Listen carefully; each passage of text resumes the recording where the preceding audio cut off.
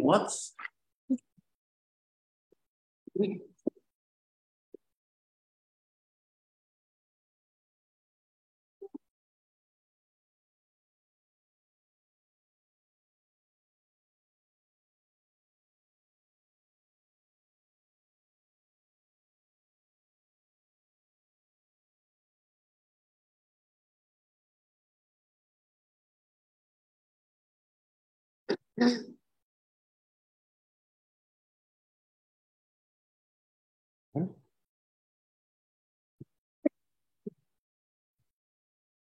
Good evening, everyone, and welcome to this evening's meeting. This meeting is the London Borough of Newham Crime Commission. Can everyone hear me? Yes. Present, and I suppose that's mostly for those who are viewing virtually online. Can you all hear me? If you can, and you are visible, can you just raise your hands? Okay, I take it that you can hear me, because no one has responded. Okay, this meeting is held at Eastham Town Hall. Members unable to join us physically are able to do so remotely. However, they will not be able to vote, and their attendance won't be officially recorded. However, it will be recorded in the minutes.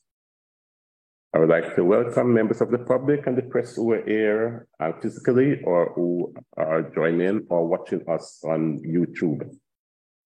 With regard to meeting etiquette, members of the council, please may I ask that you indicate you wish to speak by raising your physical hand or your virtual hand.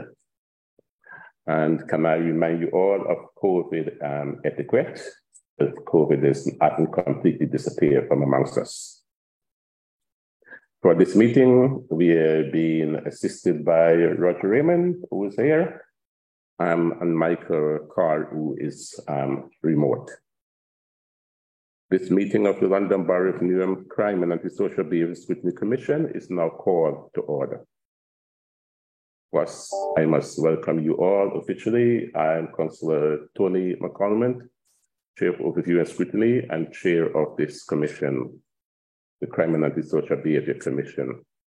And on my left, I would ask Councillor Bailey to introduce herself, and we go quickly in terms of members. I'm Councillor Jennifer Bailey, Manor Park Ward, Deputy Chair of Crime and Commission. My name is John Morris. I'm the councillor for Plaster West and Kennington East, and I am a member of this committee. I'm Shanta Fedus, councillor for East Ham, and I'm a member of this commission.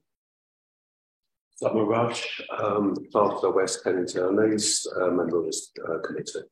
Lewis Godfrey, Green Street West, also a deputy chair along with him. And because we do not have so many witnesses, we can do the introduction of the witnesses now. Thank you, Chair. Councillor Carleen Lee Parkway, Cabinet Member for Crime Community Safety, and I have with me on my officer. Go ahead. Thank you, Chair. Thank you, Committee. Gary Connors, Assistant Director of Community Safety at Newham Council. Okay. Good evening, Chair. Good evening, everybody. Alex Kay, I'm the Superintendent for Safer Neighbourhoods for Newham Borough. Okay, and thank you all. Okay. The second item on the, sorry, Roger? Apologies. Okay. This is Roger Raymond. Oh, sorry, Roger Raymond. I'm the supporting officer for this. Okay, thank you. And the second item on our agenda is apology for absence. Is there any apologies? That was even too far. Yeah, Councillor Makwana and Councillor Falola. Have anybody else? Yeah. Can we note those apologies? The third item, declaration of interests. Are there any members wishing to declare any interest?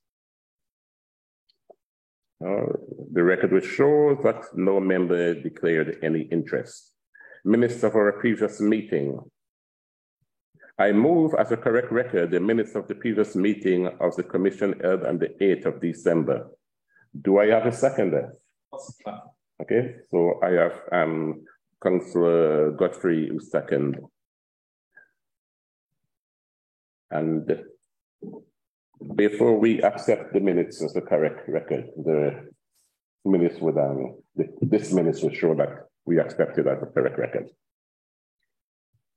Work program, that is item 5. So the next item on the agenda is work program, and colleagues, can I draw your attention to the work program on our agenda? That is page 14.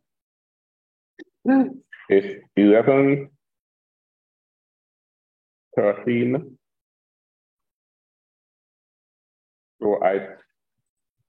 So we may want to go directly to page 22, which would then deal with the April meeting. Page 22 onwards.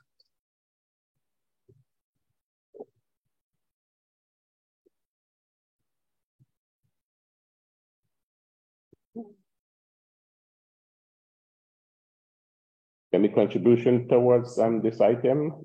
Are we okay with the work program as it stands? The meeting scheduled for the 13th of April has been rescheduled to the 27th of April. Can we make a note of that, please?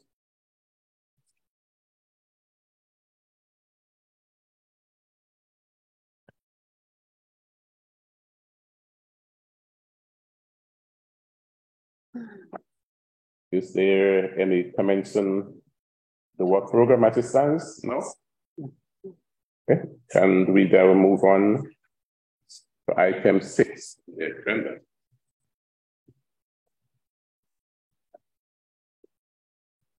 The item is called hate crime, and it will allow the Commission to review how the Council and police approach tackling hate crime in the borough. And I am delighted to welcome to this meeting Councillor Colin Lee Parkway and our team. Before we go into questioning of yourself, and thanks to the reports that we've been given, is there any, do you have any presentation? No. Any remarks that you would want to make at this stage? I can do some opening remarks, Chair, if that's okay with you. But I'm not going to labour the point because I know that you like to ask questions, like the time to do so, if that's okay. Okay, thank you. Gary, you want to say anything, any of you? I'm happy. Okay, you're following your leader. Indeed, Chair. If it's okay then, Phil, I'll just make a couple of remarks, if that's okay. Yes. So just thank you this evening, Chair, for bringing this agenda item to the forefront of our minds. And as we all know, as elected members here in the room, we all stood on a manifesto where we were committed to launching a hate crime strategy and an action plan to map the scale of hate crime in Newham. And this report for you today gives you an insight as to how some of that work has happened and what it is that we've done to try and reassure residents in regards to work that we're doing. I do just want to add, there was a conversation we had at the last committee where we spoke about the Women's Safety Act, and that piece of work has now been launched and been sent out to all elected members as promised in regards to the wider piece around hate crime and women's safety. As you have, Chair, you have the papers of which we've provided, so happy to ask questions, comments, and so on and so forth. Okay, thank you. Can I, before I bring in members, can I just draw your attention and colleagues' attention? When I look at the key lines of inquiry on page 29 of our agenda, I am reading through what you sent to us. On 2.1, that I suppose it's about implementation. A key line of inquiries deals with implementation. 2.2 deal with risk to the implementation of any challenges. 2.3 deal with how the police and the crime safety team would liaise with the public, etc. And then 2.4, the role of members and this commission. What is lacking in your response is risk, because I haven't seen any, and I would like to tease out that later on. So, but I'm just giving you notice so you can start thinking about it. What are the risks and the role of members and this commission? maybe it's in the papers and maybe I just missed it. So those two are not in the papers.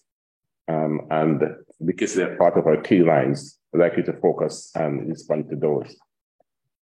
And I would want to members, and I would come in with my own questions. So over to members. Okay. John. Thank you, Chair. So one of the fifth priority in the hate crime strategy is high quality support to victims to lessen the impact of the hate crime. For some reason, I'm not hearing you properly, even during our pre-meetings. Project your voice. Sorry, Chair. Others, yeah. So the fifth priority of the hate crime strategy mentions the victim support. And it mentions a number of organisations involved in victim support. So I have two questions, Chair, and one supplementary. That's okay, but it would be useful if you could reference the page so that the rest of us can follow. Page 32. Paragraph. Well, it's the second paragraph. Yeah. Great. And by way of direction, because I forget to mention that, I'm hoping to finish this bit of it by 8 o'clock. So we have 45 minutes. Question one is, what is the funding model of these support agencies? And will that be proportionate to the increase in demand? And my second question is, what involvement would Met officers who will be at the first point of contact of a hate crime, what support will they be providing to victims? Okay. Yeah, if I take the first question, Councillor, and apologies if to be fair, I can see the way I've worded this probably doesn't really help. Stop Hate UK, victim support, obviously National Service, Stop Hate UK, National Service, funded service, Catch, more, I think they're more London based, but I can go back and find that out as well. The Catch Alliance are all national or regional area bodies that basically support victims. So they're not funded through us in a sense. We have specifically funded Stop Hate UK for training. And again, I apologize. I can get the funding element of that and the amount of money we funded them for, but it was almost a spot purchase. So I sorted out for next year. I think it cost me £2,500 for 6 training sessions across. I think we say in here we did 6 training sessions already. That's about 60 odd people. We've done businesses and individuals. So we specifically funded and commissioned Stop Hate UK to do some training for us, and we'll continue to do that. But we also pay, and again, I will get the amount. Apologies, I don't have it here. We pay an amount to have the dedicated hate crime third-party reporting line, online system, and a phone line. So we use them for that. But victim support and Catch, we haven't funded these organisations as part of the strategy. We're basically working in partnership with them in that sense. So again, I wouldn't be privy to the wider funding, like what they've got from government, etc. I could find it out. Obviously, I could have a look into it. But our involvement is more their partners in this with us. I think the second question was for Met. Yeah. So if I understand it correctly, so Councillor, you're asking about how this approach works with frontline officers that attend an incident. So to be clear, when officers attend incidents, or in fact, if we have, sometimes things are recorded over the telephone or digitally because that's on people's preferences, all our officers are trained to provide support and refer people to the victim support scheme if that's what the person wants. So that is one of our standard questions that is asked, and we have an automated system where if we actually do the referral and they consent, then their details are passed to the victim support service. However, we recognise that for crimes like hate crime, often that isn't enough. So what we do have as well, we have a dedicated hate crime officer who reviews every hate crime that is reported within Newham, and they go through that report and they ensure that correct follow-up has been made. They will, if it's appropriate, it's not clear from the report, and they feel further intervention is necessary, they will do a follow-up with the victims.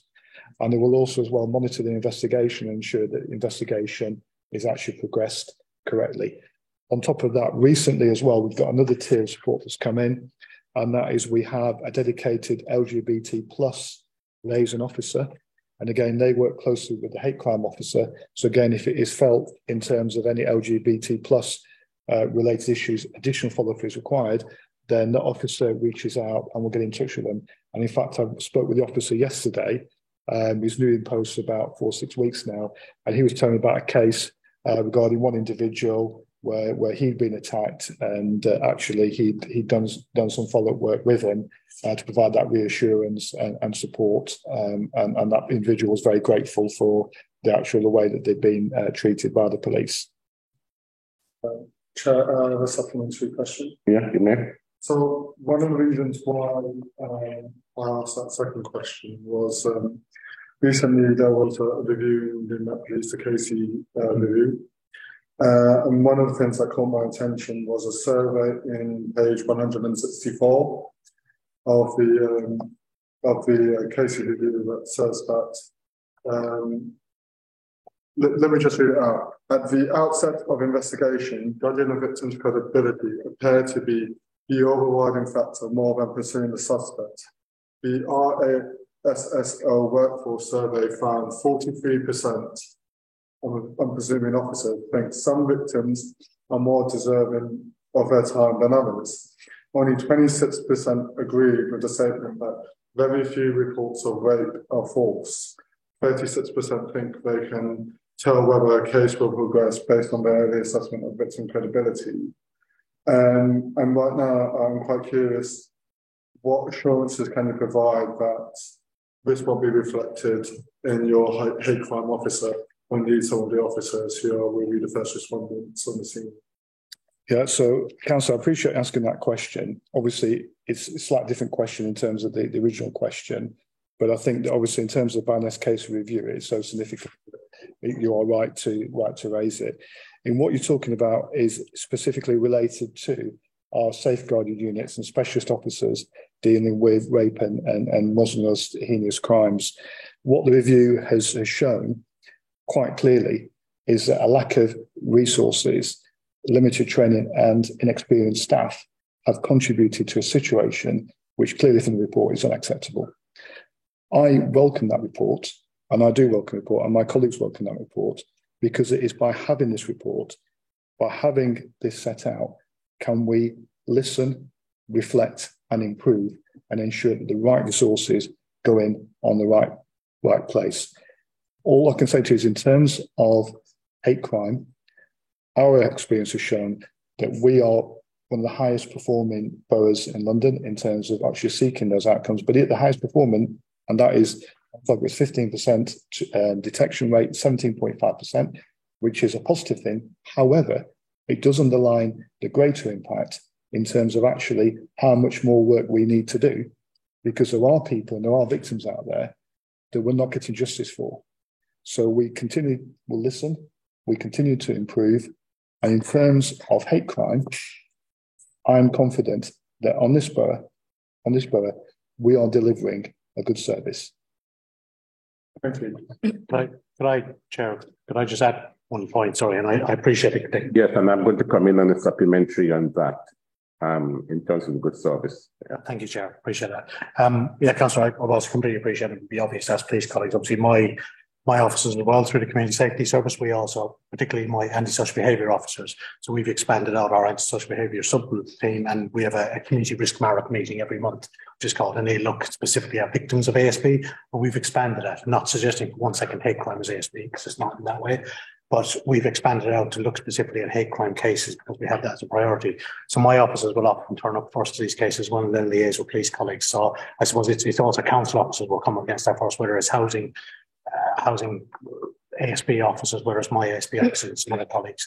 So I suppose there is that side of they might come to a council officer first, and that's often the first response. Okay. Oh, yeah. You know, officer that you're providing a good service. Chair, with respect, I think I'm confident they are, because we have those safety checks and balances in place where we have a secondary officer who reviews those crimes, ensures that any feedback, if things are not going well, is fed back to supervisors. We will have a fortnightly meeting where all hate crime is reviewed and progress. In other words, you're marking your own homework then, because Because I hear what you say, you're providing the good service, and therefore you have confidence in the service that you're providing. And that's not a bad thing to have confidence in the service. And that's why I ask you, how do you know? So it's basically an opinion based within the Met that you're providing a good service. So therefore you've marked your own homework. Members of the public, our constituents telling you that you're providing a good service, or have you compared this with the neighboring boroughs or across London that you're providing a good service?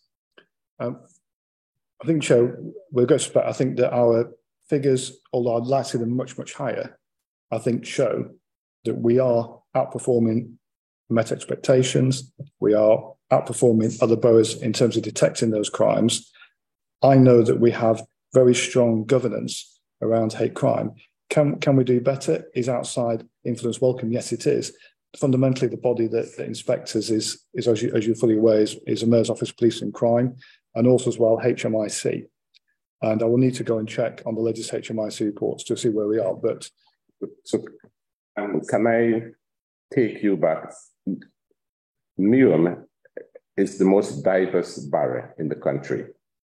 Yeah. So by definition, our figures are going to be high because a lot of us are living and mixing together. Okay. So in terms of detection, though, you just the crime and hate crime being a big part of that, just within the London average, isn't it? Mm-hmm. Okay. So London average is about 15% or thereabouts. And most of the detection rate that we're seeing is around 15%. So therefore, when you compare to London, you're not doing that well, are you? To do well, you have to be 17, 18, 19%. You have to be about 3 or 4 percentage points. It has to be significantly above the London average, I think. Am I incorrect, or do you agree with me? With respect, Chair, I think what you're saying is you put forward a valid argument there, but also as well, I think that for me, it's also the aspect about ensuring that we're actually doing thorough investigations and ensuring good victim care. Because often we know it is difficult to apprehend people. We know that there are many challenges that we face, but fundamentally, how are individuals feeling about what's happened? Are they given the support that they are? I can say to you, we've stepped out, we have somebody dedicated reviewing all those reports, identifying any particular issues.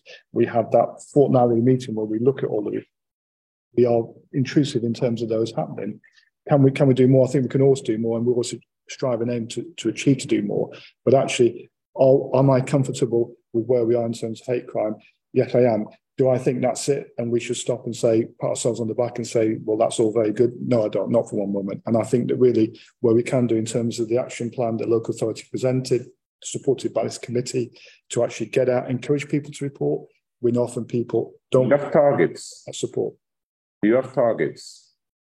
There is there is. Yeah. Our police colleagues have, and again, I would just say, and I was just raising my hand to say, I mean, certainly in my 20 years of working in community safety, I've not seen, or I've not worked with dedicated hate crime police officers, so that's a massive change, I think, right across London. But we have a sanction detection measure set, the police have set a measure of 15%. We're currently at 17.7% currently with our local police at the moment. So we're above that. I'll need to check if that's above London average. I think it is, I believe it is. It's part show the London average. And what we would like to see in Newham is above the London average to make our people feel safe. So when I ask you, are you doing a good job, etc., this is where I was going. And our police should also talk to our residents to see how they feel about it. And then we'll be confident. If the residents say they're confident and they feel safe, then we would feel safer because we know our residents are safe. And we are our residents. Yeah. Thank you. Yes. Simon, Councillor Rush. Thank you. Thank you, Chair. I'm looking at page 30, 3.2 rate hate crime. I know we can be quite high and it's gone up quite heavily. Are we aware if it's any of this is motivated from the far right coming in from outside the country, trouble, or is there other elements? Can you repeat the question? Sorry. Sure. And what is it you're referring? What page are you? Racially motivated crime. Is that coming in from elements from outside the borough, causing it by from the far right, or is it different sorts of racially motivated crime going on? I think certainly, and I'll let Alex speak from a police point of view in a moment.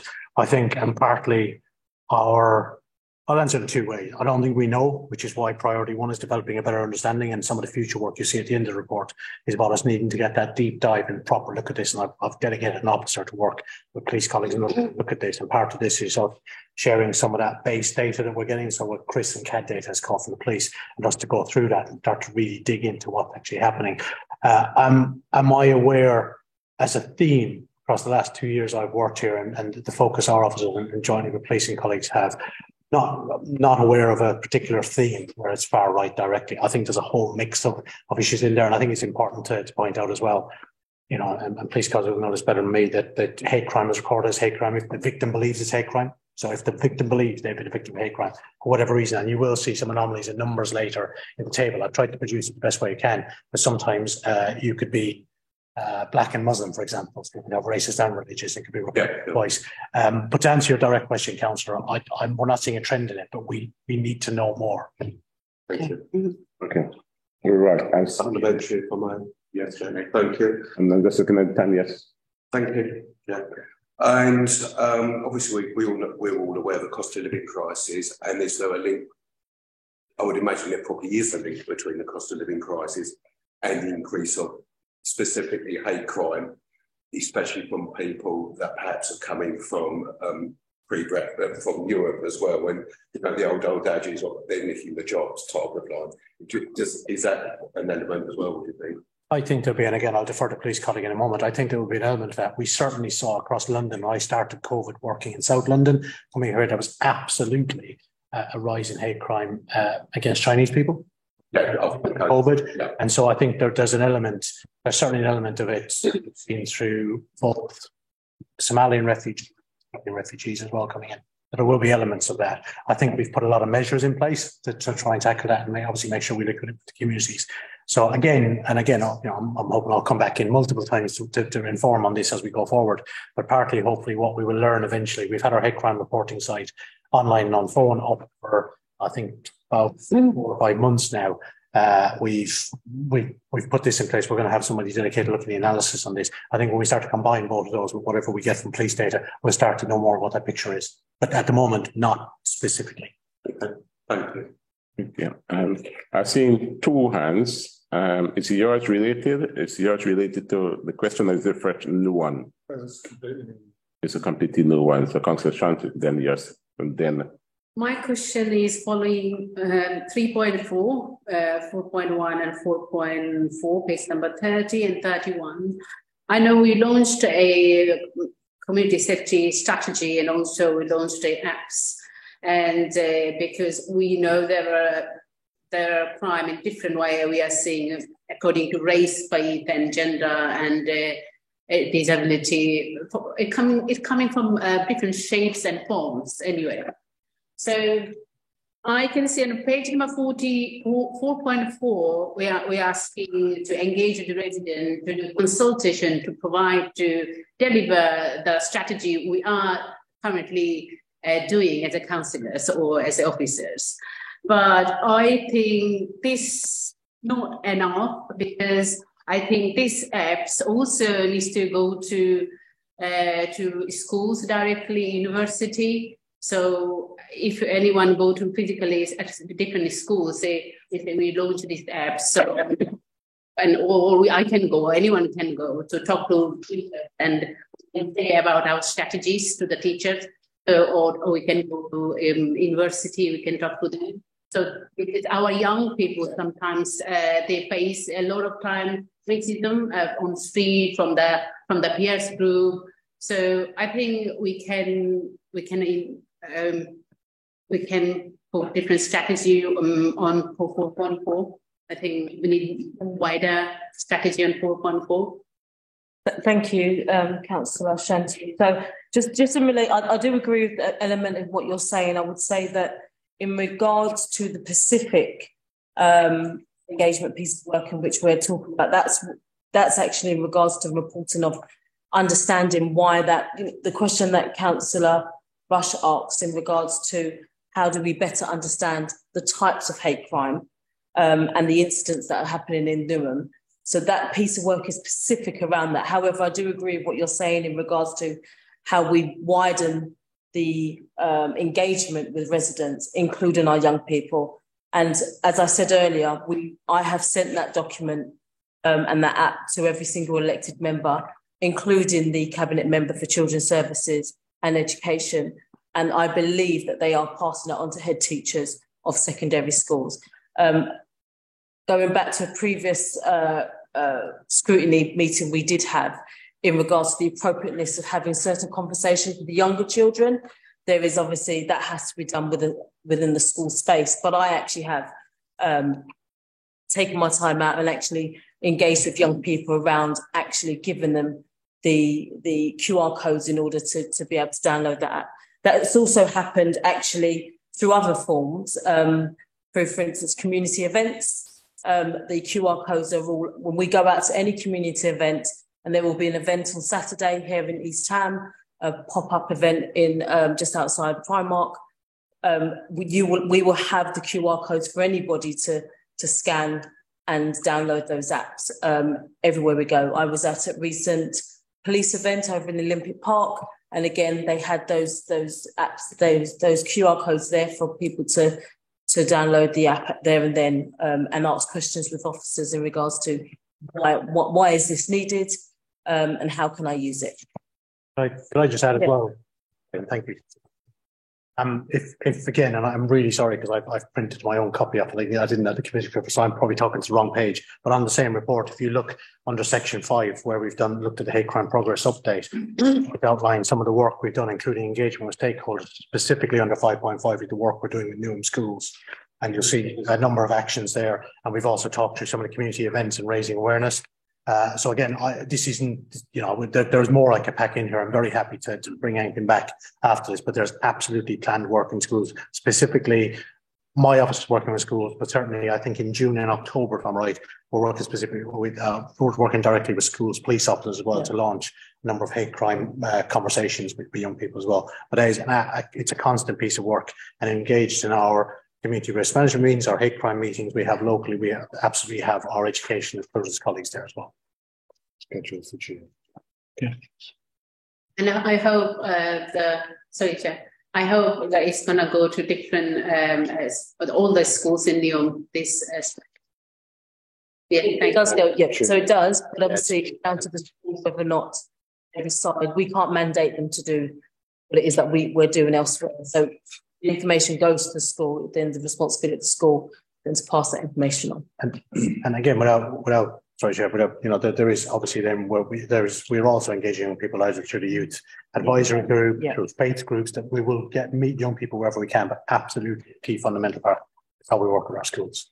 Can I bring in Councillor Lewis because I'm sorry, Godfrey, because he hasn't spoken yet, and then I bring you in. Sorry about that. That was good. First name, but can also be a surname. Yes. I wanted to follow up on your answer, Gary, to Councillor Rush, where you talked about the need to do more work on intelligence. So that's this section in 4.4, the first headline: develop a better understanding of hate crime and hate incidents in Newham. Now, understanding what has said about the case report and about his force's response to the case report, we have seen feel validated in their mistrust of police forces. So, for example, the Newham Muslim Forum yesterday tweeted in response to the publication of the case report, the level of gaslighting and lack of care from MPS Newham and Met Police that we've experienced is disgraceful. How much harder is your job as a council officer, your job as the lead cabinet member for this area, and your job as the superintendent who has responsibility for the area, in developing that intelligence around hate crime following cases? Because it seems to me that it relies on trust. Yeah, I mean, I'm happy to answer about that specific incident yesterday, which we were actually to be published. I think it's fair to say what had happened was, in the full context, just so nobody's misled and misunderstands anything, Sadiq Khan had talked about gaslighting in his life.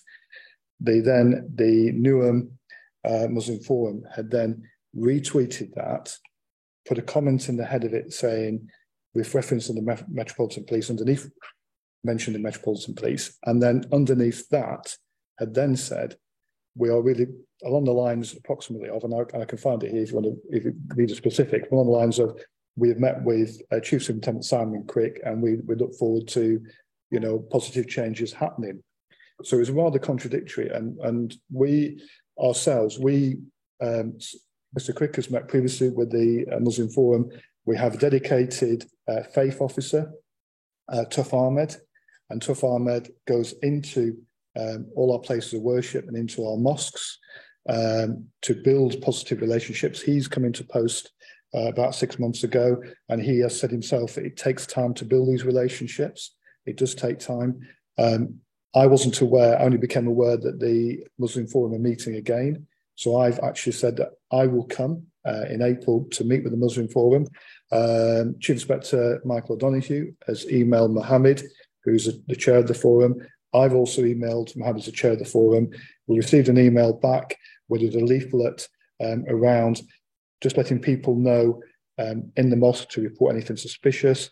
We highlighted they've got a comprehensive engagement plan for Ramadan, and also as well, we gave permission for the Met logo to go in. We're more than happy for the Met logo to go onto this leaflet that's going to be passed around all the mosques in Newham. So I was actually a little bit surprised to see that tweet on the one hand.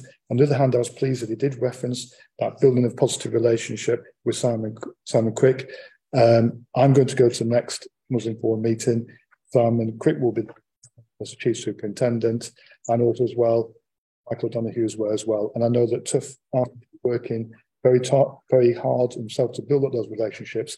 He's a Muslim officer himself, and he will go into mosque and pray to build that to Christian confidence. He said to me, it takes time. He's been very honest with me. He said, it's taking me time. It's hard work to build a trust. We're out there building the trust, and he's confident as well. He said to me that he's confident whilst, we've got the strategy that people do question. He said he is confident anybody in the Newham mosque who sees somebody of concern, particularly about what happened recently, that they would contact police.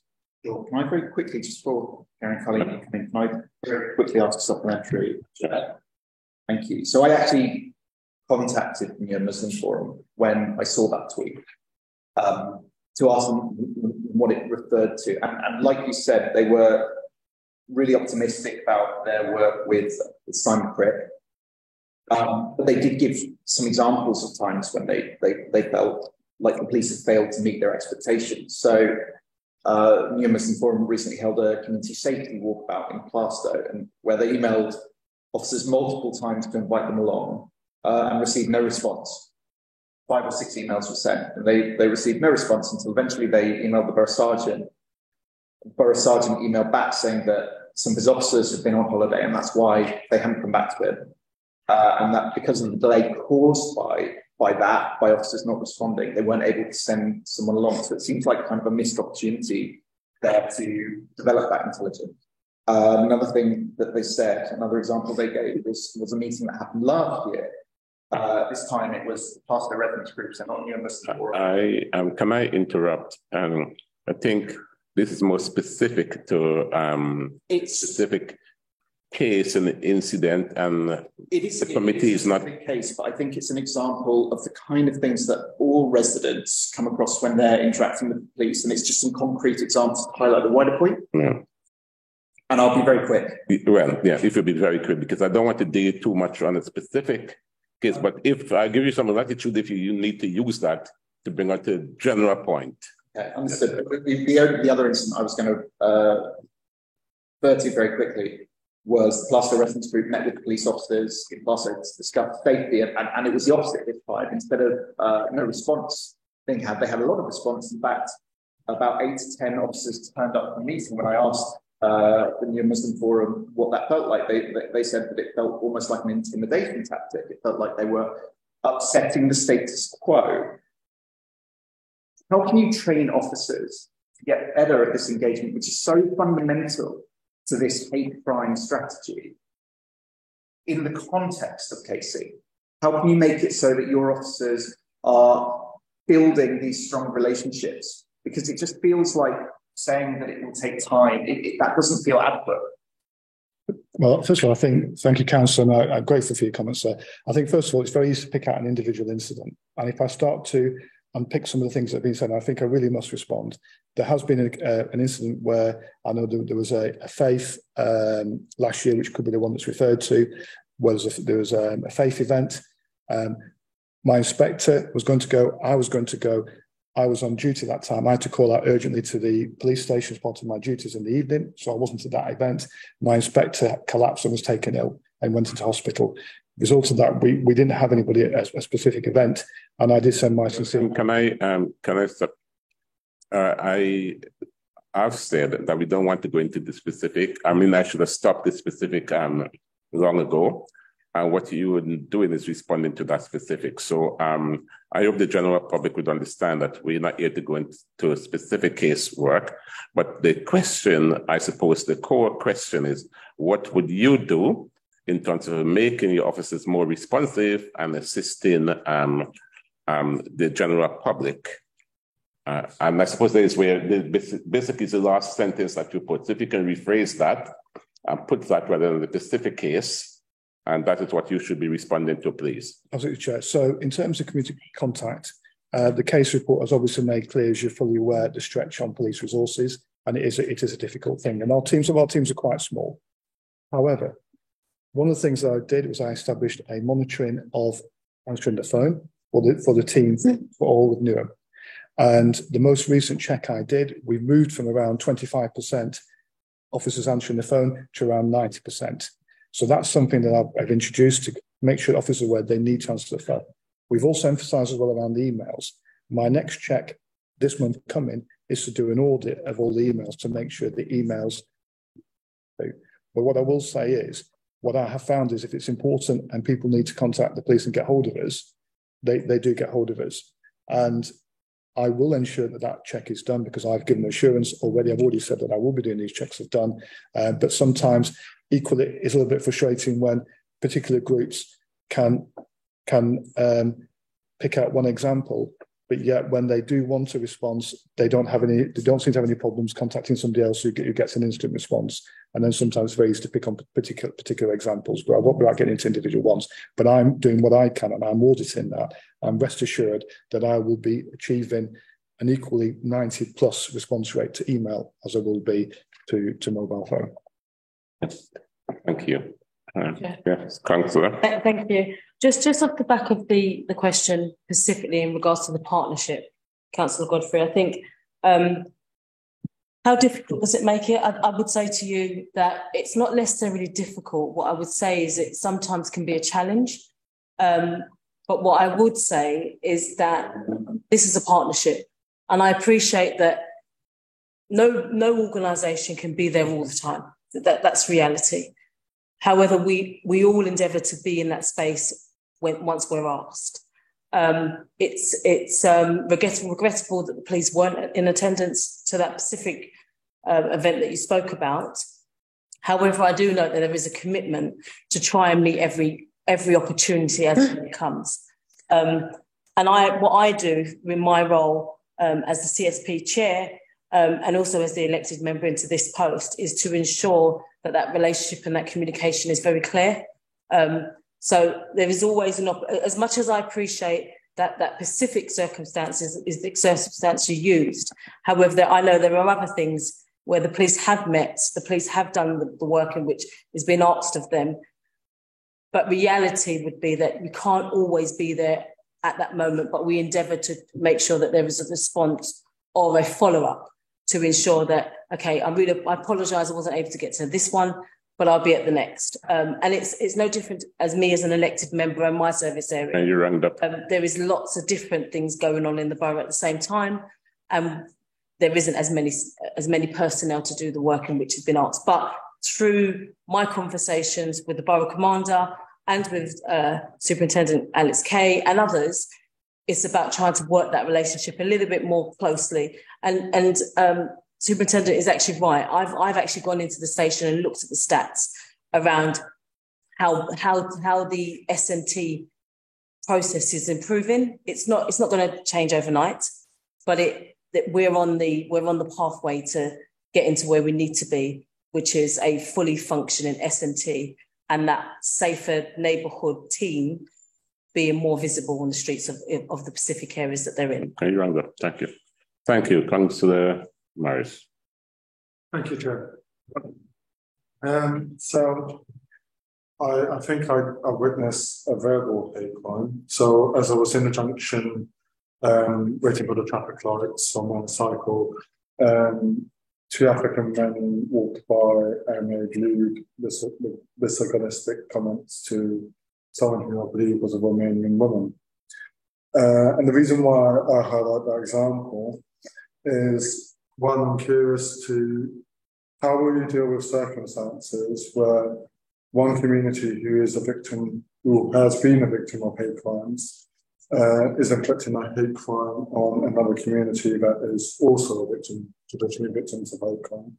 But also, how will you communicate what is the definition of a hate crime to, in some cases, some communities that are not aware of what hate crimes are because they don't have the same cultural, legal context as we do in the UK? Yeah, it's a fair question. It's a good question. I mean, ultimately, to go to your first point, I think, when we look at either, I suppose, well, the example you're saying, racist hate crime, race hate crime is brought on. Essentially, if a victim has thought they were a victim of race hate crime for whatever reason, irrespective of their ethnicity, background, race, whatever, they record that in that way. In a sense, I think part of our plan is about obviously building that community resilience, our third priority in the strategy, but building that community resilience, and part of that is getting out there and showing everyone understands what our hate crime strategy is. There's a fairly simple definition of hate crime in a sense. It's about tackling somebody for a particular predatory characteristic. I think the way to answer is slightly different. Apologies, I probably might answer your question. I think my experience working with communities in London, in different parts of London, is there are victims. So, for example, I've worked closely with female Muslim groups who will report, that there's no point in reporting. They report a range of things, misogyny.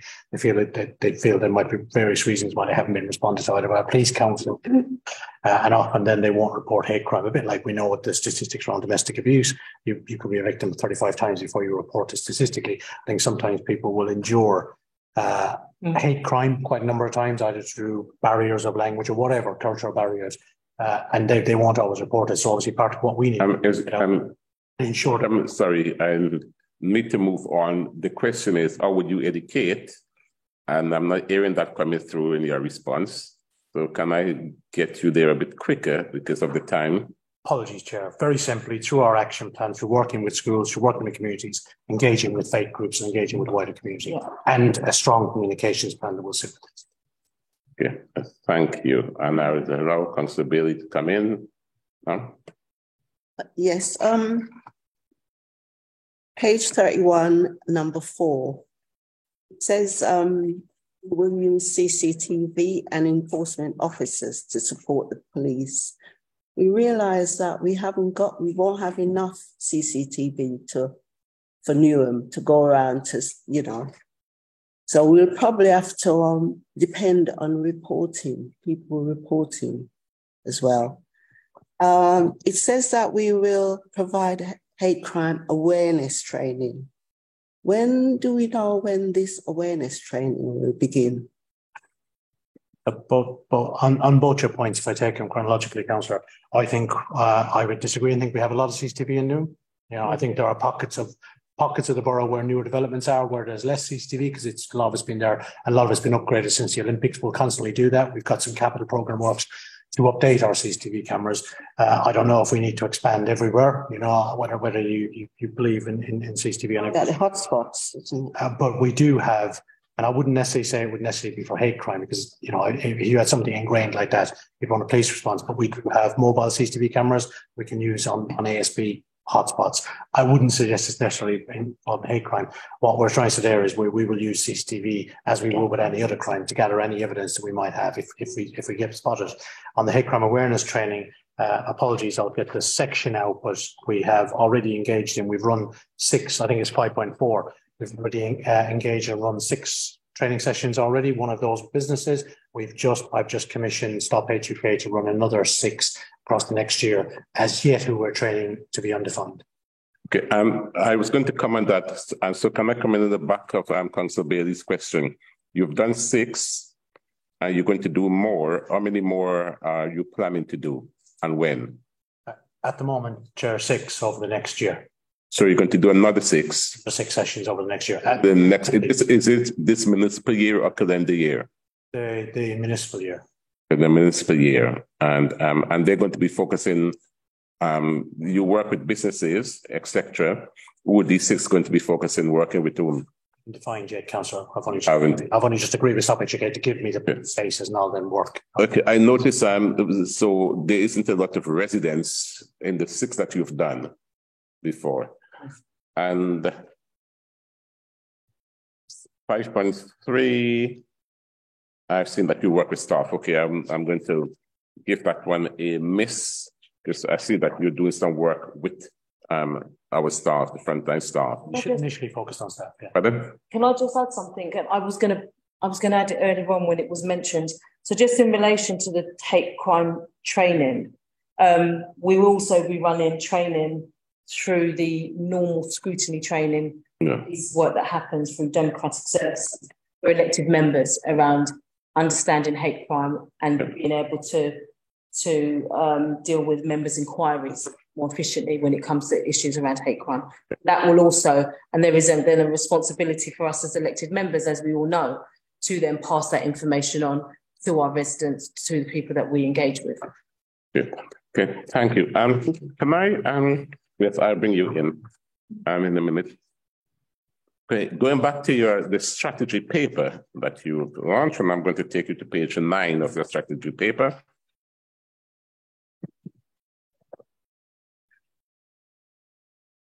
What page? Page 9. I'm looking at your strategy paper here. I don't know if you have that. This one? I'll get it. I could ask the question wise because it may pressure.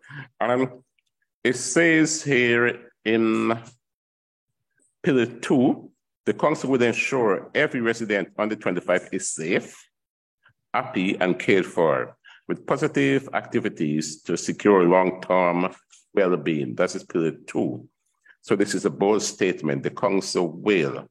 So I'm looking at the politician in the room. Yeah.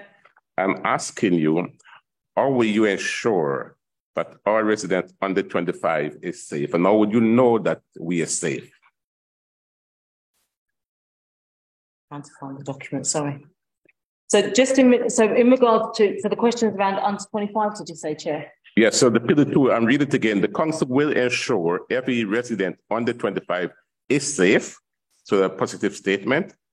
Not only safe, but we are happy, we are cared for, positive activities to secure long-term well-being. So how would you ensure that and by when? Okay, so in relation to the question, what I would say to you is it's actually a one council approach. So the wider piece is about the wider piece in regards to the Aging Well strategy, the 50 steps, the corporate plan. But I guess our measures would be through the resident survey that takes place yearly, and that's where we're getting the information from. By doing what we're doing is the answer that I would say to you in regards to how am I going to ensure. The reality is I can't ensure everybody's safe. We would be committed to try and make sure that happens, but feelings and perception are relative to the situation you're in at that time. But we will continue the work that we're doing, the engagement we're doing with residents, the pop-ups that we're doing around the borough, the more extensive work around actually, and it will come later on in the enforcement piece, of the documents in regards to community safety meetings and various other things. So lots of those different pieces of work, different streams of work in order to create that environment of safety for those that are young people. I'm trying to find the hate crime strategy, sorry. Okay, I just looked at that, and I know as a member myself, it's a very ambitious goal and something that we should aim to achieve. But as a scrutineer, I just want to ask the executive, how will you ensure that the under 25 is safe? And how will you measure it, and when we can expect that all under 25 are safe? It's okay to say it. When will it be? So when can 25 goes out there and feel safe from hate crime, from attack, from all of the things that they're suffering now? It's the when. That is a big thing. And how would you ensure that? I think if you don't have the answer to it, you could come back, because I hear what you say, Councillor. I still think we need to come back a bit. And that, and I can take the answer later. Yes, go on. I would just add, Councillor, I think it's absolutely and quite rightly aspirational for the authority to want to achieve it. And I think the answer to your question is we want to achieve it year on year, as we do with all hate crimes. We want hopefully feelings of young people under 25 feeling safer. The actual victims of crime, hopefully across the board under 25, will be better. I apologise because I don't have the strategy in front of me either, so I'd have picked it out directly. I have 2 copies. I can lend you one of mine. Brilliant. Page 9. And so basically what you were saying to me, Gary, year on year, the figures should be better. So all the surveys that you're getting now under 25 should tell you that they feel safe. There should be less crime reported, etc., against them. And then we're going to pillar 4. You said the council will make sure that our residents, this is in their strategy, are healthy, happy, safe, and cared for to enable them to strive during the time of recession and in the new economy. These are the council pillars. Yeah. These are the council policy pillars. But because you put it in your 8th crime, you are responsible for it because it's in your strategy. No, it clearly states, Chair, that the hate crime strategy will contribute to delivery. Yes. So it won't be doing all the work in it, hence the reason why I spoke to one council approach. So we all have parts and parcels to play in regards to the wider aspirations of the council through the corporate plan. And these are the pillars in which that it has been decided through cabinet that they're the things that are the aspirations that we have for the residents of Newham. And every strategy in the council should, and this was towards a better Newham, now will be towards a fairer Newham, which we should obviously absolutely reflect these in all our strategy. Okay, so I get that. So maybe my question should have been then, what is your participation in allowing in? So because this was a one council approach, then you have to play your part. Yeah. So it should then be, what is your part in this? And okay, so the answer to that question, Chair, would be all the work that happens through the CSP, which is the Community Safety Partnership. So those, even just down to what we've spoken about today briefly in regards to the Casey review and all that's said in that review, it's the responsibility of the partnership, including the local authority, to change what's happened previously, put a line under it and work going forward in how we're going to make this environment that we occupy a safer, fairer place for residents to occupy. And I think, we do a lot of that work through the CSP, and we will do it also through the other elements of, and actually the other strategies that we hold, including the violence against women, domestic violence, because as you all know, domestic violence it's not just adults, it's the whole suite of policies that we have within the council that we will use in order to ensure that we're doing what it is that is expected of us as council. Okay, thank you. And I'm going to, Louis will be the last person on this, and then I will come in and round this up. Thank you so much, Chair. I thought I'd exhausted your well of goodwill. I'm looking at page 1, page 3. And I'm following on from Councillor Morris's question. You've stated that we will have a focus on educating communities about the value of diversity and cultural understanding, with no disrespect to those when I read that, I found it dreadfully patronising. I fear that there is a risk that this kind of approach could lead to disengagement from communities.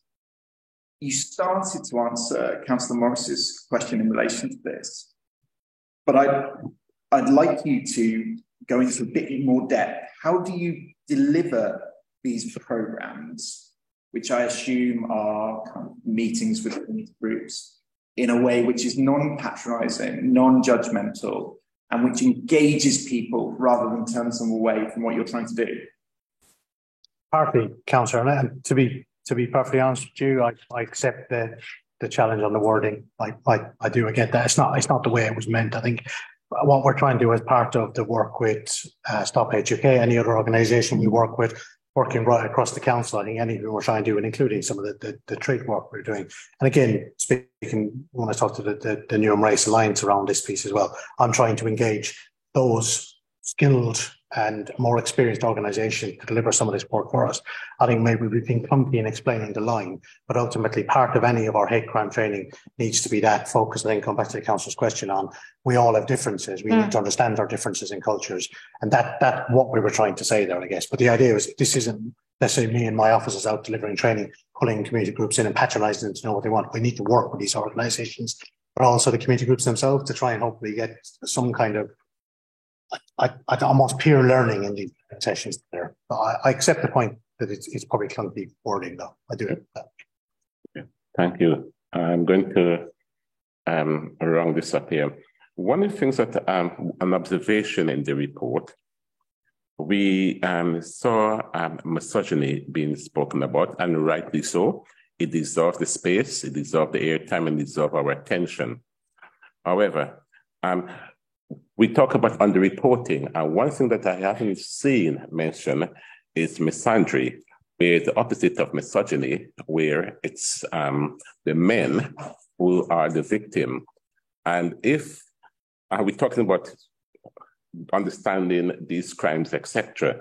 So if men don't even know that they can report, and the opposite of misogyny, if they're not aware of this, there's where one of the areas where you have underreporting. So that would be a whole host or a piece of crime that is going on reporting. So from the Met, what are we doing to educate men that they can, how to recognize it and how to report it?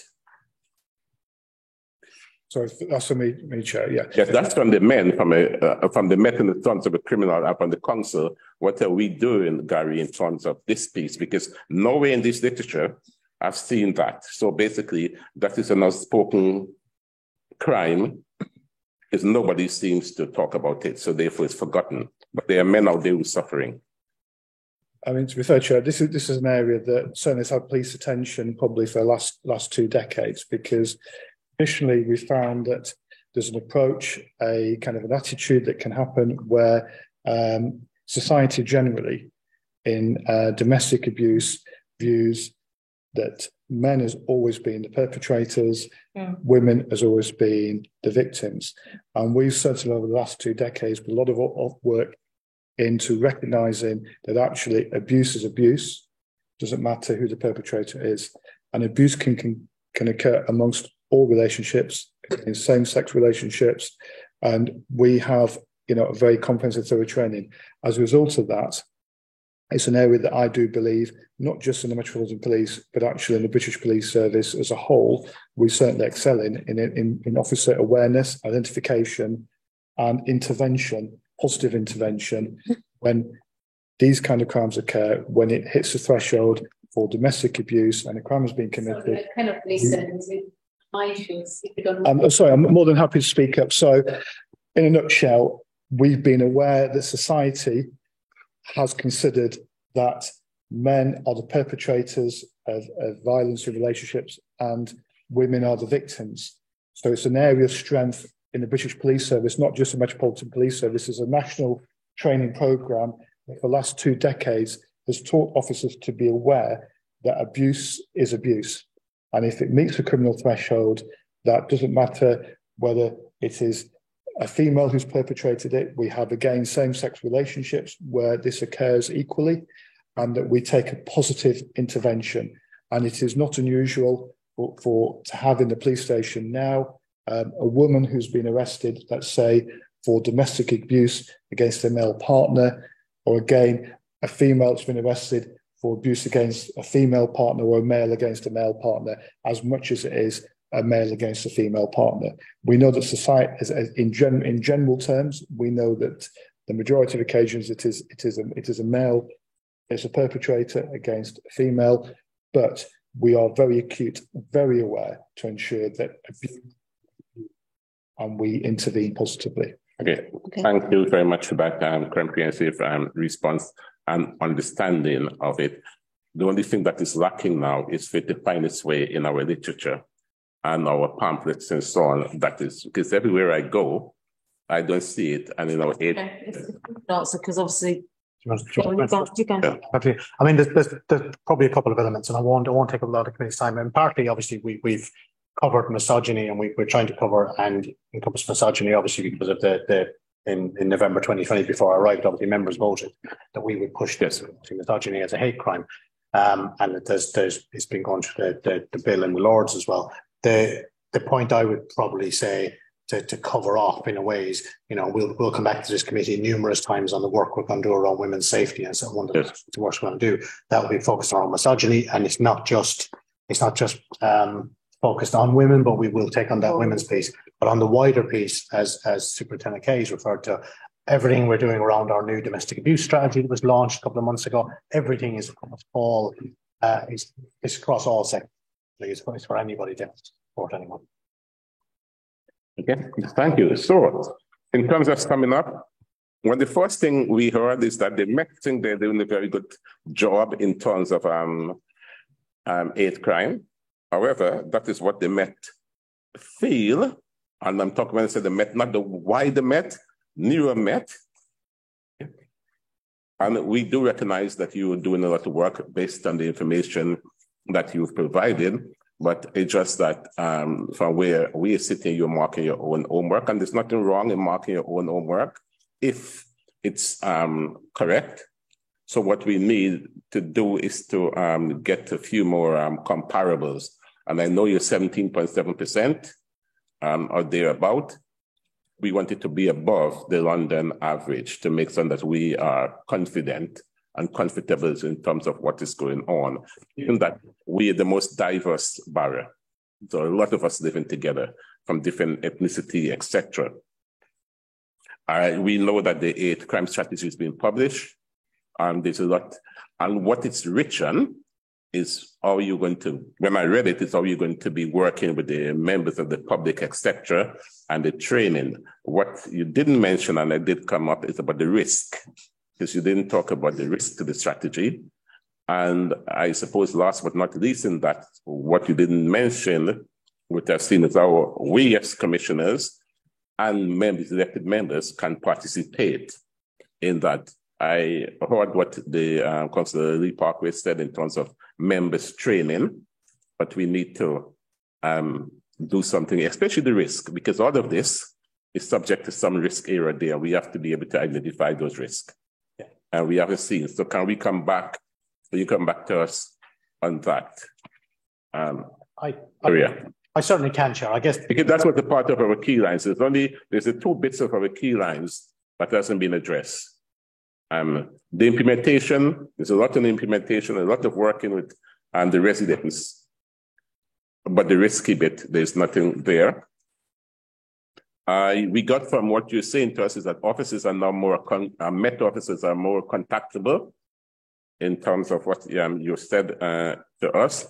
I get from what Councillor Guthrie was saying that section of the community, and I didn't want to go too much on that because it was coming across like a casework, more or less. I didn't mind it being referenced in terms of bringing out the wider point. But we can't miss it that the members of the Muslim community at that time didn't feel that the Met had done a good job. So it came true. So I just have to mention that. So I would end this, a lot more questions, but I have to draw a line to it. That is, the 8 crime strategy is being published, and obviously we'll be holding you to account in regarding its implementation and the results from it. And with that, I would say thank you for attending this meeting to answer our question on the 8 crime strategy. We would now move on to the next item on the agenda, which is item 7.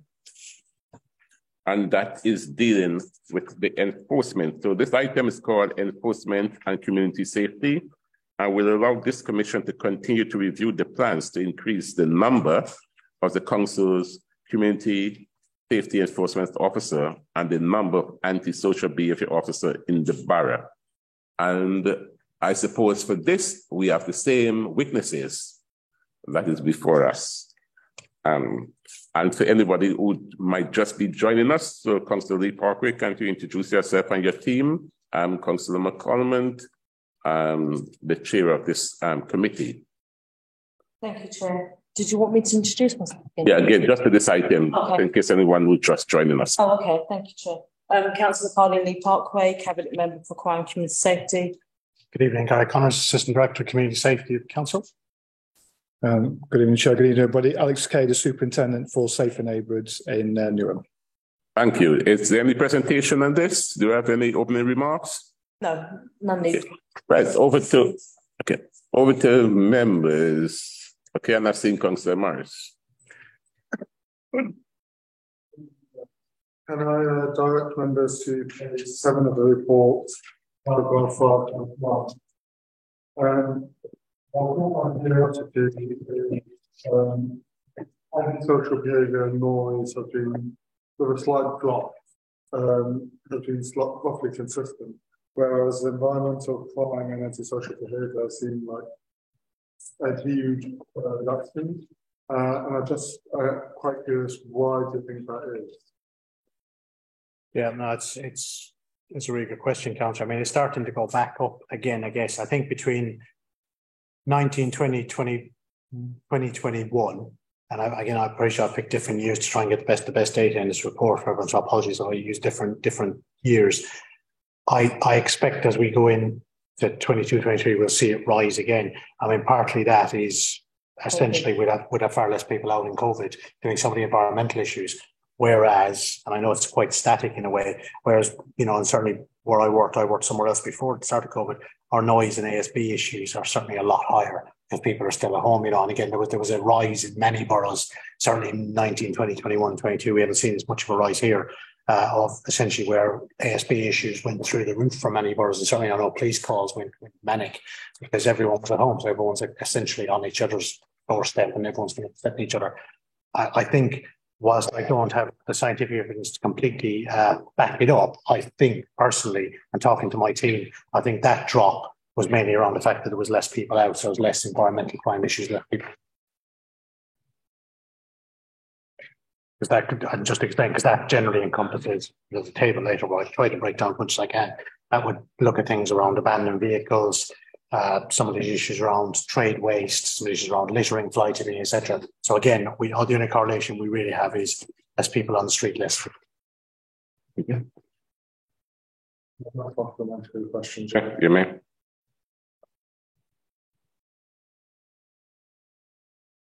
Yeah, Councillor, yeah. You have a supplementary, you said? No. Okay, Councillor Shanti.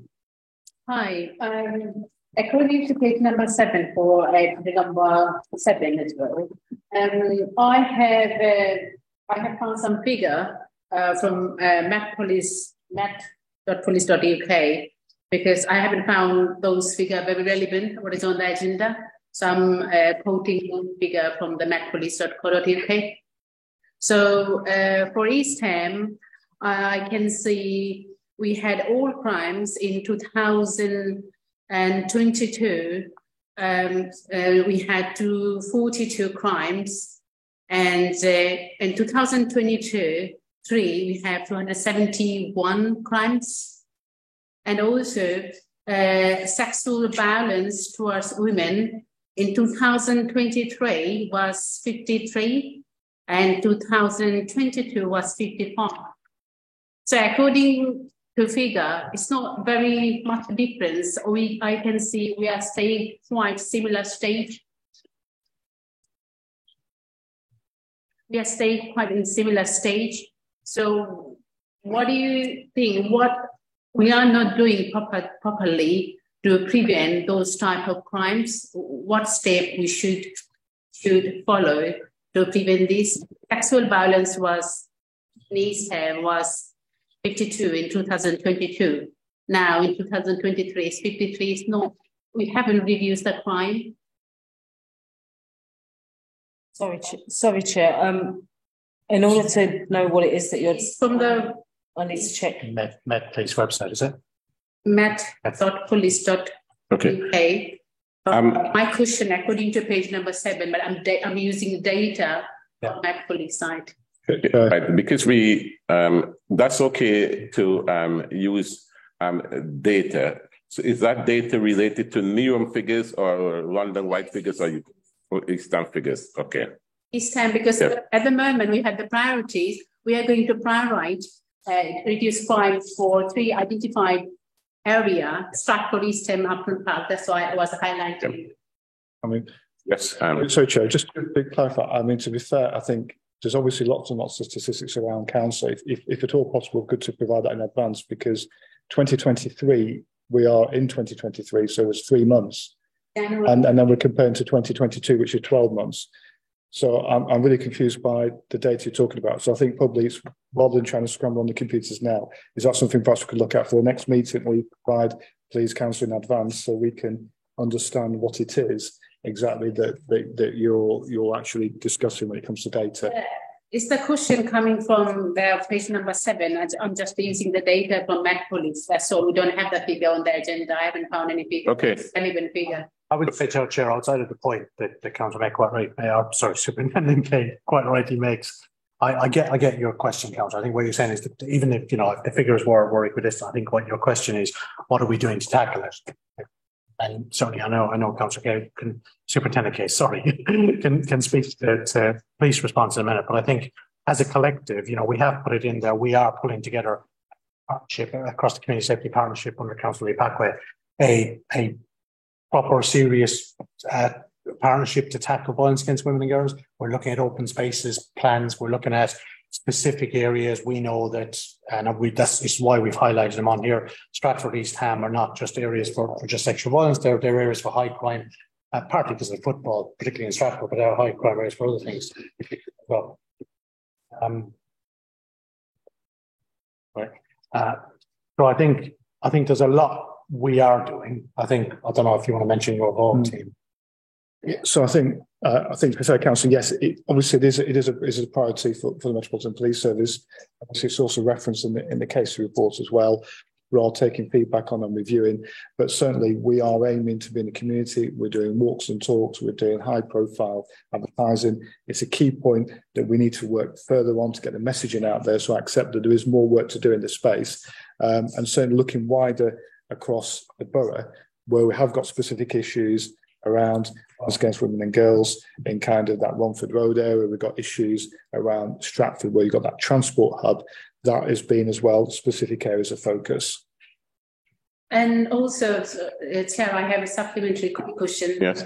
And also, day by day, thefting is increasing, especially as you know, East Ham, High Street North and South area. So how are we going to prevent? Because I cannot see it's going to reduce. I'm just saying increasing. Theft, is it? Yeah. Okay. Yeah, probably again, Council, probably assist with that. Because we looked at the statistics, and certainly again, it's really helpful if we could see them as well. Because one of the things that we're doing is every 3 months taking a snapshot with the teams to try and identify crime trends and actually nip them in the bud. But one of the things that we have to be mindful of when we're looking at crime statistics is those seasonal variations that will occur. So what you will find is, and what we found, particularly around East Ham and the other areas where we've got a high street and a high footfall, and they run up to Christmas and New Year, we saw increases of theft, shoplifting, increases of theft from premises, increases of theft, pickpocketing from individuals. And what we find, generally speaking, February, middle of January into February, March, we tend to see a reducing of all crime. We see peak behaviour coming in the summer. We see burglary becomes a problem. We sort of hit October, November, into the early part of January. So a lot of it can be seasonal, but specifically in relation to thefts, I'm aware that certainly around East Ham and on our statistics, they were shooting up quite high. It's quite high. But it was in relation to that period of time, in the run up to Christmas and in the new year, January, with the New Year's sales and shopping going on in the high street. And that's when we actually had increased patrols in the high street. And one of our things that we need to do now is get smarter about it, do our crime mapping and know actually we have these particular problems at this time of year, and then we can start focusing on specific actions around those high peaks to try and intervene to reduce those crimes that affect people. Especially on the Primark and Sainsbury area. I would just add as well, Councillor, from and again, apologies for the page numbers, but from 7.1 to 7.4, which is quite brief. We specifically talk about East Ham in here, and we are putting together. We're looking at joint patrols and how we get a proper patrol plan. Certainly, there's been more visibility from the police. There's absolutely we're looking to target some of the illegal gambling, some of the robbery hotspots. We've got the pop-up event on Saturday right outside Primark. Again, trying to get that literature out, to trying to get people's minds thinking on, you know, about being safe, staying safe, etc. Not just telling people that it's their job, but us trying to hopefully add some kind of reassurance. And we're going to continue to do put that pop-up work, hopefully probably in the library going forward in East Ham, just going forward. So we just keep reiterating that. And I do know the police colleagues are, I'm trying to think of the timescales on it, but I think I've put in the report, there's far more work focusing on some of those licensed premises up and down East Ham as well, and High Street North particularly as well. So there absolutely is a focus. I completely accept the figures are high. That's why it's a priority for us. And hopefully when we're sat here this time, 6 months next year, we'll see a reduction. Because of the East Ham, some of the area are quite good, because the one ward cannot, just not reflecting like we are working hard. We are working hard as a councillor. So if one word not showing good enough things, we are progressing. So it's showing if you saw the newspaper, say East Ham, East Ham, East Ham everywhere. So East Ham just highlighting the whole borough. So I'm just thinking, we don't want to be bad to other people. We just want to focus on the Parapines area. Yeah. Upton Park, Stratford and East Ham. So if we focus on this area, we can make quite nicer the Neom and the safer street. Thank you, member, councillor. Right, for East Ham, okay, always flying the flag for East Ham, that's okay. Any other member? Okay, I see Councillor Godfrey, and then Councillor Rush after, and then Morris. Thank you ever so much, Chair. If I could draw your guys' attention to, it says both page 11 and page 13 on my plan. Sorry.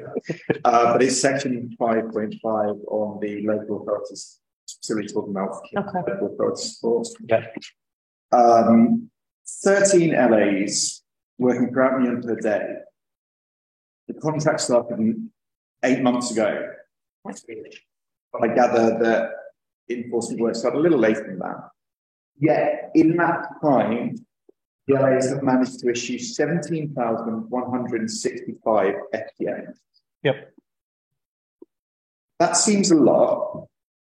How many times have these FTNs been challenged? How many times have the challenges been accepted? I might have to come back to you with the data, if that's okay. Apologies, Councillor. There have been challenges, and they're directly responded to through LAS, and then we get told about them basically monitoring meetings.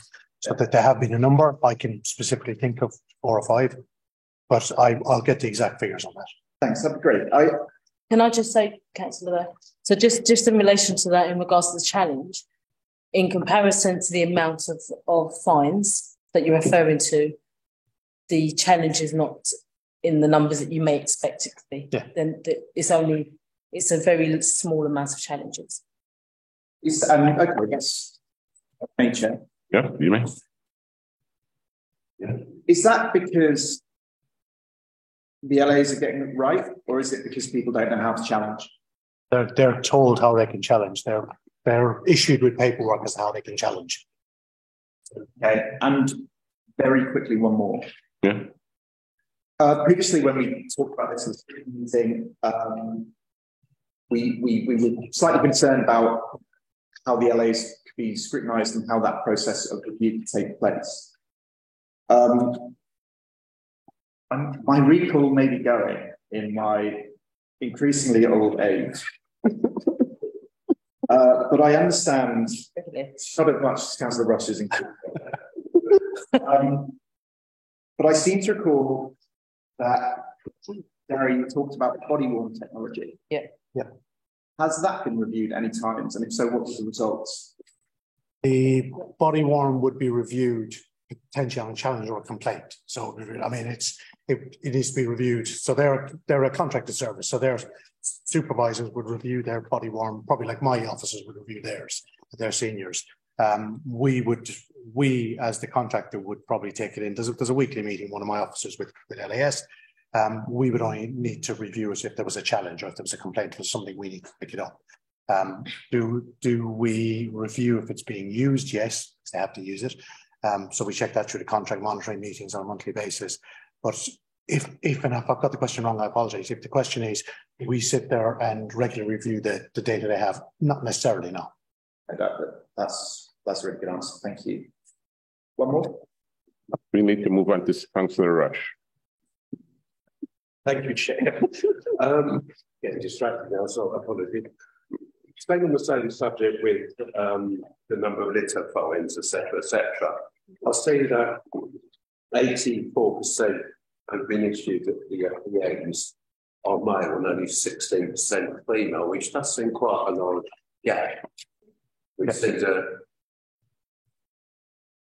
just wondered if you could explain what the reason behind it. Is it that males are more targeted, or are males just more litter intensive? I'm going to be a little bit tongue in cheek there and said they're more messy, so therefore they chuck their rubbish on the floor. Don't really care. I would say that in actual fact. So what I do know is, for instance, we have officers that are tasked around the East Ham area, around the Green Street area, and around Stratford as part of their taskings, because they are high issues around fly tipping, litter, and so on and so forth.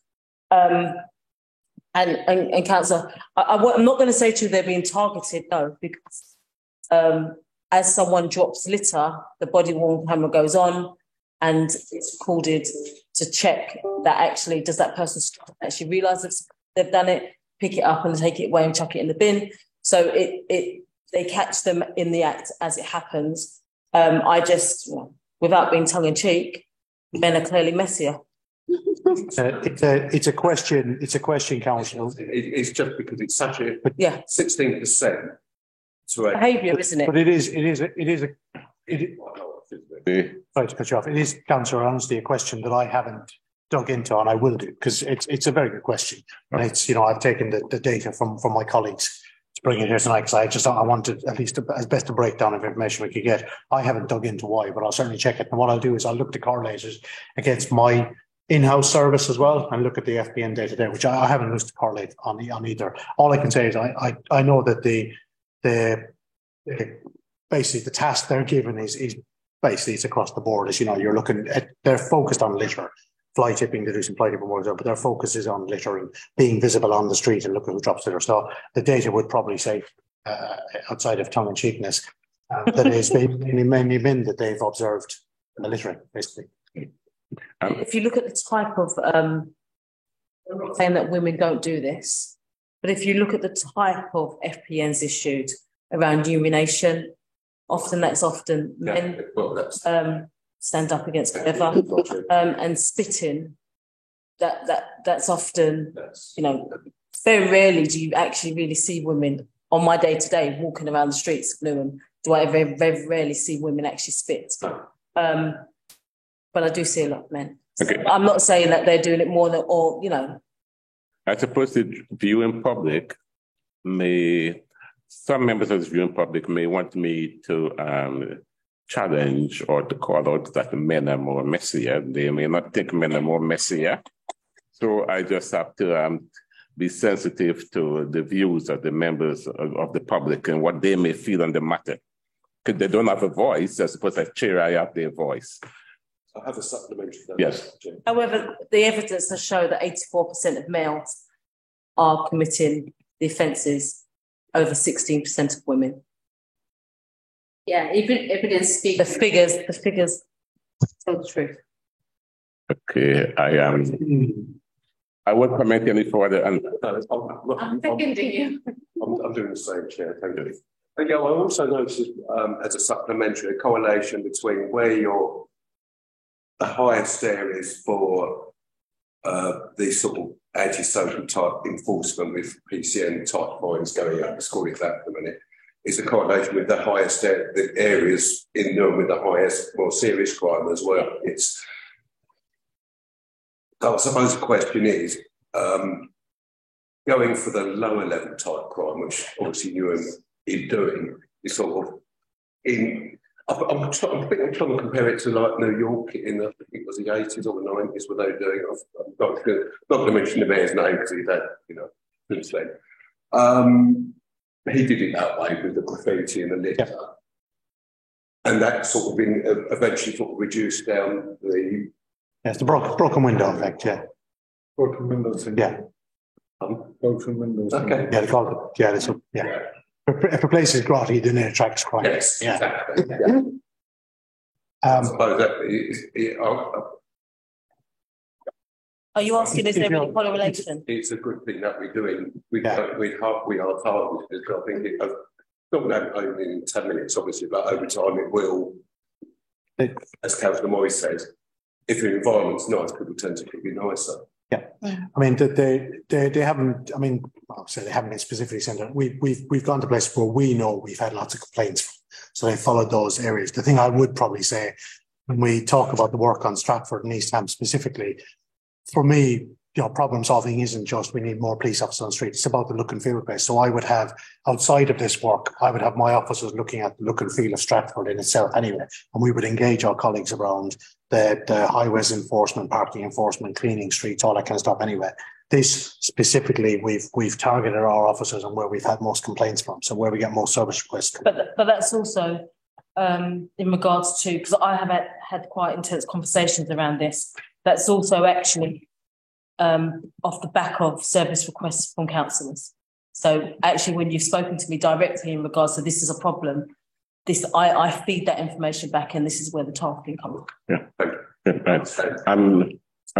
Just on the back of that, I suppose this is where some of the enforcement comes in. Going around the borough, East Ham is, let me see how I can put this. East Ham is not how we would like it to be in terms of litter, in terms of the garden, in terms of overflowing bins, etc. And I suppose, does your officers go in and knock on a door, for instance, and say your bin is overflowing, you've got a mattress there? So, because it's all the place, as you said, the look and feel. And if it's messy and litter's on the ground, then somebody would tend to mess it even more, etc. So what is being done to actively pursue and to educate people and to encourage them to keep their gardens safe, not fit to overspill on the pave and so on. Some streets I go down in East Ham and I'm thinking, wow, not impressed. I mean, and Council wants to come in a moment as well. I mean, I would certainly say, my officers, and hopefully some of the tables will show you the breadth of stuff my officers do. And, we cover waste in front gardens as well, where there's complaints about waste in front gardens. So we will regularly speak to residents about issues around fly tipping, waste in front gardens, etc. So there is a lot of, I guess there is a lot of that engagement, but there is this wider piece as well. And I think you've referred to it, Chair, in your question there. There is a wider piece where we engage on internally and with some external partners around, we call it improving borough cleanliness. So we meet on a weekly basis with our cleansing colleagues, both the refuge colleagues and the street cleaners, with our LAS colleagues that we've contracted here, with my officers, and we regularly look at those hotspot areas. And part of that is absolutely engaging residents, definitely. Chair, so just obviously, I echo everything that Gary said. However, elected members here, and maybe all of you have gone on to the Days of Action, which is actually when you're going out with the officers and actually knocking those doors. And that does happen regular. However, there's a difference between the LAS. They don't do that piece of work. Yeah. Our officers, as in the council officers, are the ones that do that piece of work around knocking doors, whether it be around rubbish within gardens or displaying of disabled badges, whatever it may be. They go around and do that work, and actually there is some data in regards to the outcomes of some of that intense work. Thank you. And I'm looking at the time, and I'm going to give this 10 minutes more maps. So, Councillor Morris, have you spoken already on this? You have asked a question. Who else haven't asked a question yet? Councillor Morris. So, can I refer members to page 5, paragraph 3.6? So, all the priorities that are mentioned in the paragraph seem to be quite plural. So, incidents that happen multiple times. One of the other things that I saw was public protection orders, PDSOs. Yep. And to my knowledge, only one is being considered on Montford Road. Are you considering any more? We have. So we've got more than one PSPO out. We have 3. We have all borough public space protection orders have been for about a year on alcohol related ASP, so street drinking, which is really to tackle. And that gives us powers and police colleagues powers. We also have an all borough one around dog nuisance, which is like dog following, the amount of dogs you can have on leads, having your dog off the lead effectively. But that's necessary in the borough anyway, because it replaces previous legislation doesn't exist anymore around dog enforcement powers. And we have one that was agreed across the borough specifically in Royal Albert Way and down in parts of Stratford around street racing, drag racing, effectively some drag racing issues. So we have 3. There is a smaller one. I think we've got 1 or 2 smaller ones on very specific streets, very specific issues that are in train at the moment, but they're very specific small issues. Okay. One supplementary question. Quick one. So I wasn't aware of PDSOs before I became a councillor, but I heard of them, but no real knowledge of how they're implemented. So from my understanding, they either can be borough wide or location specific. Be a street. And there are, of course, certain specific issues, even if they're borough wide and specific to a local locality. Yeah, so you can be street specific, you can be half a street specific if you want. You know, it can be quite small, or they can be borough wide, but you have to have evidence that there is the wrongdoing going on that you're putting prohibitions in for. So you have to have evidence there, and you have to have consulted. So if it's all borough, we went out all borough to consult twice, and when we had specific ones down, we did. I think we still went most of the borough. We targeted, I think, 8 or 9 wards for the street race of those specifically affected as well. But yeah, essentially you have to have evidence the wrongdoing that you're putting prohibition in for. You can't just willy-nilly put one in, essentially. Right. And they get agreed through cabinet, sorry. Okay, so I'm looking at the time. So I'm going to only take 2 more on this one. I'm going to take Councillor Bailey first, in case she hasn't spoken yet, and then Councillor Godfrey, and then that's it. That's okay. Okay, page 5, 3.9. It says a restructure of the service enhance the work of the community safety to include noise, etc. Is currently being developed. So how long are you asking? Yes. So the budget for the has only just been agreed in February. And so now we're in train of work to redesign and restructure the service. That takes some time because actually it's a restructure, and there could be people that decide that they don't want to be restructured. But that will take some time, and then it's about the recruitment process, including the onboarding of staff. So that can take anything up to 6 to 9 months, I would say at a minimum. Am I correct? Yeah, it will most likely be shorter than that, be within the next 6 months. And that part of the agenda is specifically so that we can pull the service into a position where I can utilise all my officers to respond to noise nuisance as well. We respond to noise at the moment, but we don't have, as we've discussed in previous meetings, have that out of hours noise response late at night. That's been gone for some years in the borough. Is that part of the budget? Sorry? Is that part of the budget? Yes. That's what we've looked for the growth for. Yeah, that's just been agreed. Yeah. So the growth that I put into the budget was for that item. Okay. Thank you. 30 seconds. So very, very quickly to the first page of which is the lead officer and contact details, Gary Connors, assistant director, means now in Waltham Forest and some other boroughs, I understand there is a dedicated director who's responsible for crime and SB. Given that the size of this role is increasing, the size of your role, Gary, is increasing, do you think that it's still appropriate that you're an assistant director? Sorry to ask, slightly cheap. Don't answer that one yet. Don't answer that one yet. That is not a question for the officer to answer. And that is not even a question for the politician to answer in this space.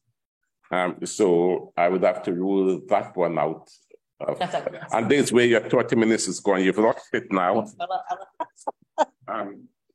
I suppose what you're asking, if you think they should be restructured to take into account the gravity and the heavy workload, but you didn't say that.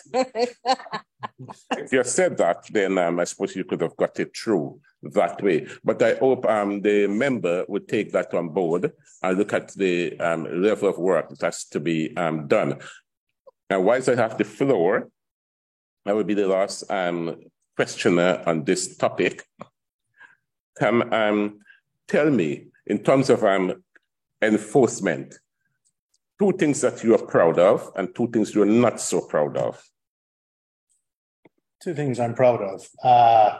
Very simply, my staff. I have the best staff I've ever worked in any council I've ever worked in 20 years. I've got hugely dedicated officers, from the Delta One officers you mentioned to those officers on the street every day. Proud of that. I think I'm proud of the way we work in partnership, to be fair, not just with police colleagues, fire service colleagues and others. I think that's gotten a lot better. I feel personally proud because I think we've advanced that over the last couple of years. But the things I guess I'm not proud of. I think it's not proud in a sense, but I think the things that I'm concerned about and the reason why we're putting various things in place, I think we need that noise response. I think we need to be not noises specifically. We need that out of hours response. So I think we need to put that back in. We're doing it, which is good. So we need to put it back in. And then I'll pass over to Councillor. Can I give one, Chair? Do you mind? You can take one if you insist. Just in regards to not being proud of, and I would agree with Gary in regards to the officers have their dedicated officers. But the one thing I would say, if you would be minded to hear me, would be the one thing I'm not proud of is that we can't be on every single street. We don't have enough capacity to be on every single street. And every single elected member and resident in this borough expects there to be an officer in every single street. And if that was something that we could change, that would be my first thing. Yeah, I hear that. To show you're making a plea to the executive. And you're making a plea for more budget allocation. I suppose the executive is hearing you. The executive is speaking to the executive. Officer, is there one thing that you're proud of and one thing that you're not so proud of? I think the chair and council, I think the thing that I'm really proud of is some of the great, fantastic frontline officers that we have who, in spite of everything, in spite of the barriers, in spite of the challenges, go out day after day and really do want to make a difference. And I think, and the work as well that we've done in diversity and inclusion. What I'm not proud about is the Casey report, which shows that we have got a lot more to do, not just in the space of diversity and inclusion, but in the space of delivering the service that Londoners deserve, require and need. And I see the report as a positive vehicle for change, because I think with this report, we can now understand what those issues are and build on them to move forward to build the police service that Londoners deserve and Londoners need. And I suppose for the viewing public, I have a copy of the report. It's a very document, which would make happy bedtime reading for me. Okay, in terms of crime has gone up from a year ago. So when the then chair who sat in this role looked at this on 10th of February 2022, from then to now, so basically just a year, crime in Newham has gone up by 10% overall. So why do you think that is, and what is being done to tackle that to bring it down back? So rather than a year ago, this time, it was just a 2% rise. Now it's 10% rise. So over the 2 years, it's a 12% rise in crime. I've got an answer. Well, yeah, you can answer. To the Chair and Councillors, my understanding is obviously we've moved out of COVID. COVID and lockdowns and restrictions had an impact on crime. We saw some of the lowest crime levels that we've seen in certain areas. That said, what we've also seen, and I think highlighted by the case report, is a change in dynamic of crime, in that what we've seen is we've made excellent strides in terms of issues like robbery and violence. But what we've actually seen is increases in crimes like domestic abuse and also in sexual offences, and particularly those affecting women and girls. And that's a very difficult one because whilst we've seen that increase, it's very hard to understand, is that a success in terms of the increased reporting? You know, are people feeling more confident to report, or is that a failure because actually more crime is happening? And that I don't have an answer for you, Chair, but I can rest assured to you that we are working very hard to monitor the changing pattern of crime and put our resources into where they're needed, and particularly work that's recently been done in East Town, Huntsman in Stratford, around that violence against women and girls. I don't think you're in sync with your figures because, 10% increase, and you said because we come out of the lockdown, but at the same time, once we come out of the lockdown, your gun crime is a 41% reduction. That's what you're telling me. Your lethal weapon discharge gone down by 8%. And your knife crime gone down by 3%. So whilst these are going down, you think that when you come out of a lockdown, they should be going up, but they're going down. So therefore, what you're saying to me with the general crime doesn't correlate. The only thing also you said domestic abuse has gone up, but according to your figures here, or the figures we're looking at, a year ago, domestic violence went up by 2% in the previous year, but according to this figure, it's gone down by 4%. So I'm looking at the figures. Yeah, and I haven't seen I think the figures. If you're referring, Chair, to I'm referring to the data that has been given. If you see PowerPoint 2.4, I've explained we are currently developing our strategic assessment, which will come out at the end of April. Yes, this is last year's figures, so we haven't got this year's figures right here. So the figures that you've given to us in this report is last year's figure, and I've explained that before. And so therefore that shows. So that shows we'll be able to bring back hopefully at future meeting. We'll have the new strategic assessment. So from then to now, it's gone up. And sorry, Chair, just to clarify as well, we have to be very careful on things like gun crime, lethal discharges. Whilst we know across London those crimes are reducing, they tend to be small figures. They tend to be single digits. So be very careful when you're into very small figures. It's actually one or two incidents can actually cause the figures to spike up. I hear you. Okay, so thank you very much for contributing to this item. So for this evening, we have done 8 crime and we have done enforcement. I would like to spend more time on enforcement because there's a lot of other areas. Because according to the paper that we've got safety in public, we're looking at increased women's safety, tackling hate crime, which we talked about, reduce antisocial behavior. Then we've got violence and victimization, which we didn't get to focus much on. And we have neighborhood crime.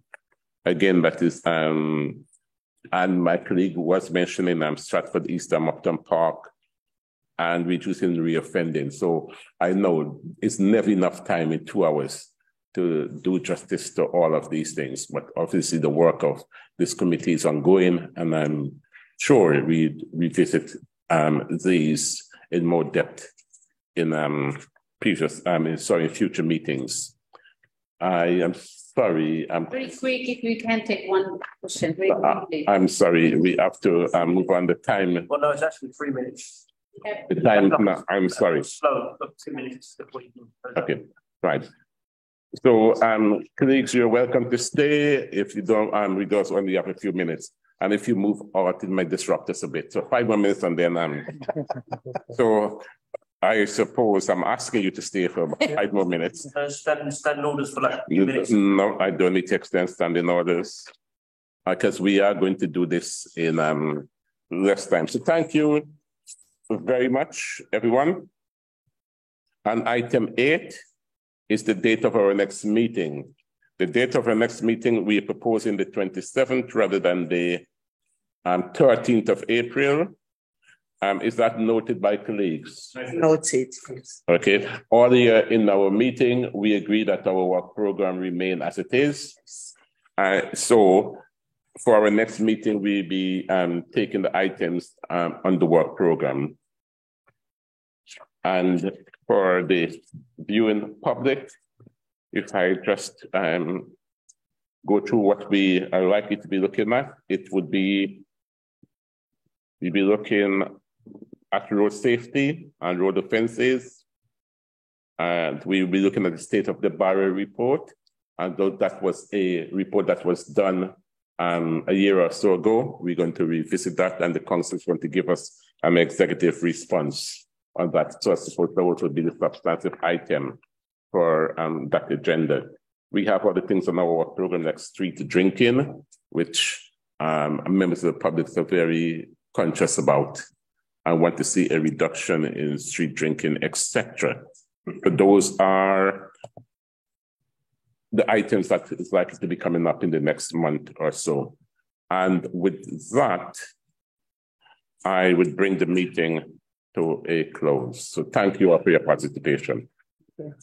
Have a good night. And for those who are observing Ramadan, I wish you